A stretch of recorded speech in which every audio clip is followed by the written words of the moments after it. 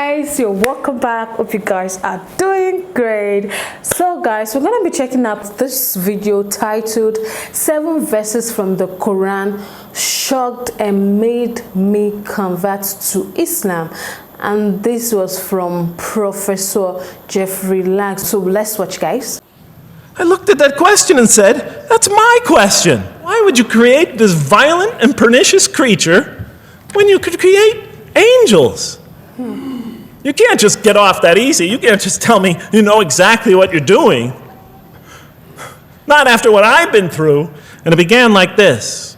It said, behold, your Lord said to the angels, I am going to place a vicegerent on earth. The Arabic word is khalifa. It means a representative or an emissary of mine. I am going to place a vicegerent on earth. And they said, the angels said, will you place therein one who will spread corruption and shed blood, while we celebrate your praises and glorify your holiness? And God said, he said, truly I know what you do not know. See, that's the verse that hooked me. That's the verse that caught my attention. That's the one that kept on making me read the story again and again and again. Because listen to the way it begins. Behold, your Lord said to the angels, I'm going to place a representative of mine on earth, a vicegerent of mine, an emissary, one who acts on my behalf. I thought, that's not the way it goes. You're not supposed to be placing man on the earth in some positive role, some elective office. You place man on earth as a punishment for his sin. Clearly, I knew the author didn't quite get the point. But still, it was an amazing line. But then I come to the next line, and it says, and the angels say, will you place therein one who will spread corruption and shed blood, while we celebrate your praises and glorify you? I looked at it again. I couldn't believe the question. They said, will you place therein one who will spread corruption and shed blood, while we, the angels, celebrate your praises and glorify you? I looked at that and I said, exactly. That would be my question. Why would you create this being, supposedly for some positive role, when he's capable of doing tremendous wrongdoing? When he could spread corruption and shed much blood? Why would you create this violent and pernicious creature when you could create angels? As the angels clearly say, while we, the angels, celebrate your praises and glorify you. They're asking one of the most fundamental questions in the entire history of religion. Why create you, man, this utterly fallible creature, this creature who could rebel against God's will, who could do such tremendous wrongdoing, who could wreak havoc like no other creature on earth, when you can make them angels? And look where the question is being asked. It's being asked in heaven. It's almost like saying, look, why don't you just make them angels and be up here in heaven with us, you know? Why don't you just make them angels, pop them into heaven, he's fine. Why would you put him on earth where he could feel distant from you, where he can work out his worst criminal tendencies, act them out, feeling somehow independent and apart from you and free to do whatever he wants, when you could just make them angels and put them into heaven and make them perfectly submissive to your will? I looked at that question and said, that's my question. I'm not even a single verse into the story of mankind, and there before me I see my question. That whole question, everything that I ever thought, everything that I ever experienced, everything that I ever knew was in that question. It was as if the author took my life and wanted to pick out exactly the right question to humiliate me, to provoke me, to anger me. Why create man, this most destructive and violent creature, when you could make them angels? And then look at the answer. And he said, God said, truly I know what you do not know. You know, in modern parlance, we would say, I know exactly what I'm doing. I read that and said, what?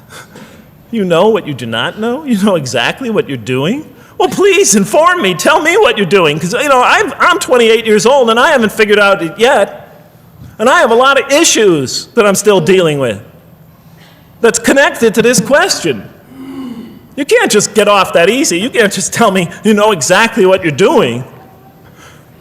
Not after what I've been through. Not after you made me this way. And then I realized, of course, I was arguing with a God I didn't even believe in.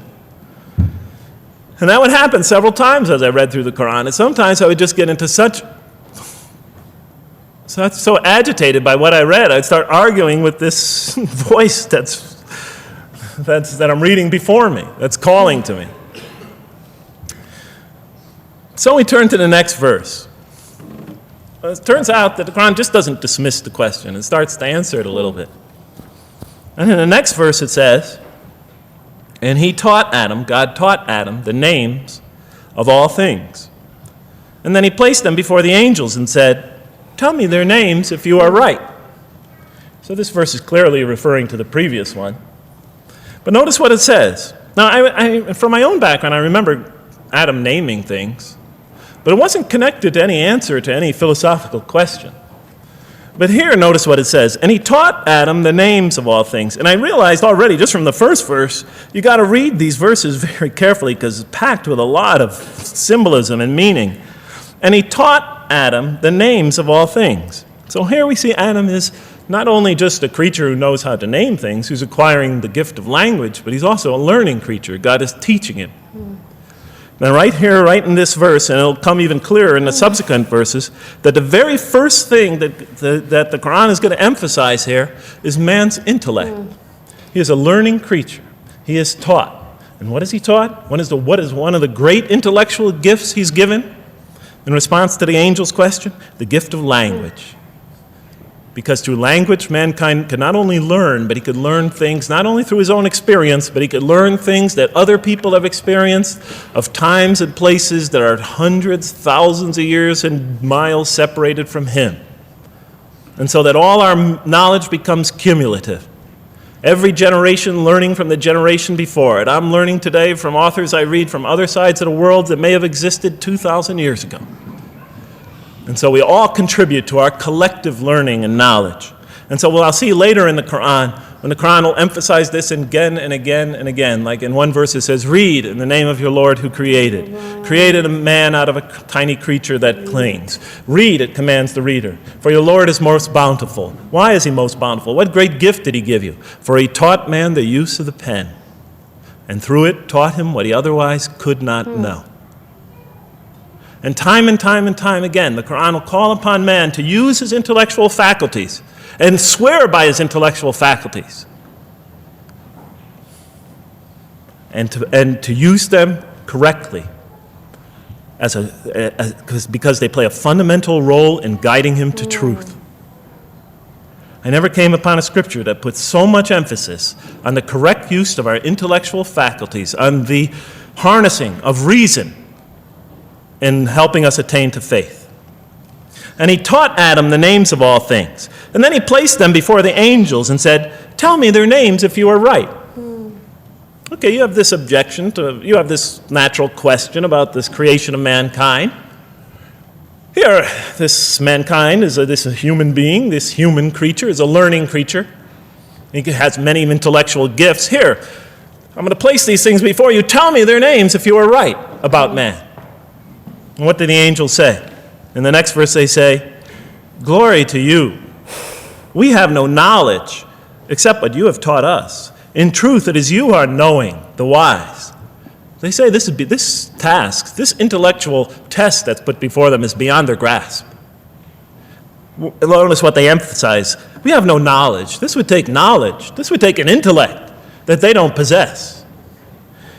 In truth, it is you who are knowing, the wise. You got it. It's easy for you. You have the knowing, the wise. You have knowledge. You have wisdom. But this would take knowledge and wisdom that is beyond us. And so in the next verse we read, and he said, "O Adam, tell them their names." And when he had told them their names, notice how it's just like it's nothing for him. For mankind, he has this phenomenal ability. And when he had told them their names, as if it's just a triviality for man, he names them. "O Adam, tell them their names." And when he had told them their names, God said, "Did I not tell you that I know what is unseen in the heavens and the earth? And I know what you reveal and conceal?" And he's clearly going back to the angel's question. Yes, you have these natural concerns about the creation of mankind. Yes, he could do these evil things, but look at this tremendous intellect he has. This is something you have overlooked that you haven't considered. And that's clearly the point of these verses. Even though I felt that the author didn't quite, it was as if I realized that he didn't misunderstand the story. He was taking one of the great stories in the history of humankind, one of the fundamental greatest stories in the history of mankind, and molding it and using it as a vehicle for an entirely original message. And God said, "Did I not tell you that I know what is unseen in the heavens and the earth? And I know what you reveal and what you conceal?" In other words, didn't I tell you I know exactly what I'm doing? And then in the next, and didn't I not tell you that I know what you reveal and conceal? I looked at that. What question what did they reveal and what did they conceal? What did their question reveal and conceal? I thought about it for a minute. Oh, it's obvious. What did their question reveal? You just go back and look at the question. It revealed the sinful and sinister propensities of man. I mean, it's obvious, right? Why are you all looking at me like that? You're starting to scare me. You're all looking very serious. Am I losing you? Wow. Yep. Okay. So, they revealed the sinister and evil propensities of man. But what did their question conceal? And all you have to do is think about it for a minute. Human beings, yes, they could do evil. Yes, they could do wrong. Yes, they could create misery. But they could also do exactly the opposite. They could choose to do evil. They could choose to do tremendous good. They could choose to do tremendous violence. They could choose to show tremendous compassion. They could choose to be, to live by falsehood. They could choose to live by the greatest truths. They could be terribly ugly. They could be terribly beautiful.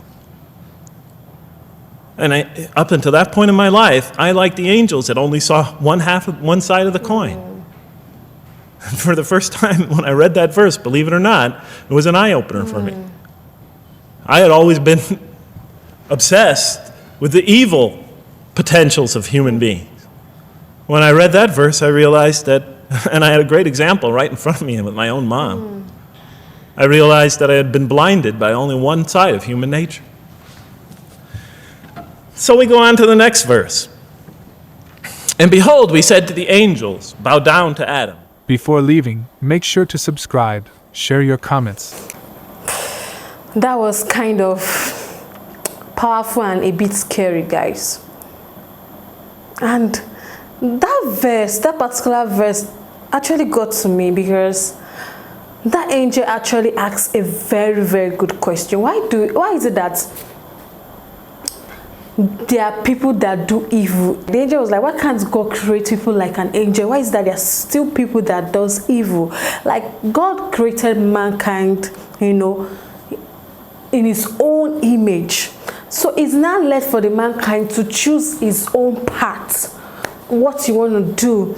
And what always baffles people is that how do people feel comfortable to do evil?